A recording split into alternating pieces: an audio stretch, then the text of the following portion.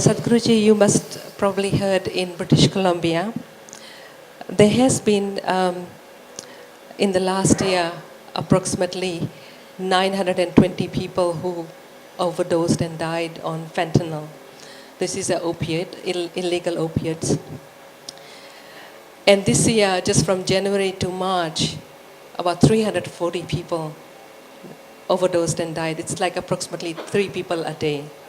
Also, you touched on alcohol and drugs and suicide. In the northern rural Ontario community, there is about 2,000 people. On that particular community, there is a lot of suicide, and the youngest reported is age 9. Are you able to share how can you break this cycle of addiction? And also, with suicide, does the pain end? Thank you. So, I was at MIT for this conference about opioid addiction. In United States, opioid addiction is killing more people than all the automobile accidents put together. And it will rise. Why is this so?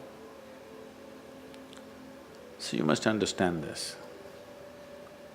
Human intellect has come to a place, is more active than ever before in the history of humanity.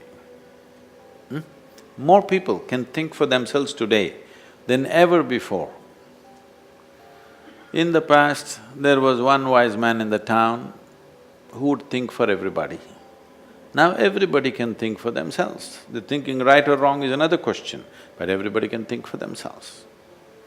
Once people can think for themselves, unless something is logically correct, they cannot swallow it. Yes? So because of this, for a long time we have managed humanity with this, that don't worry, you're suffering here, it doesn't matter. When you go to heaven, everything will be fantastic. As human intellect begins to become active, heavens are collapsing. They may not be still speaking out yet, but in their minds, heavens are collapsing. This promise of heaven is disappearing.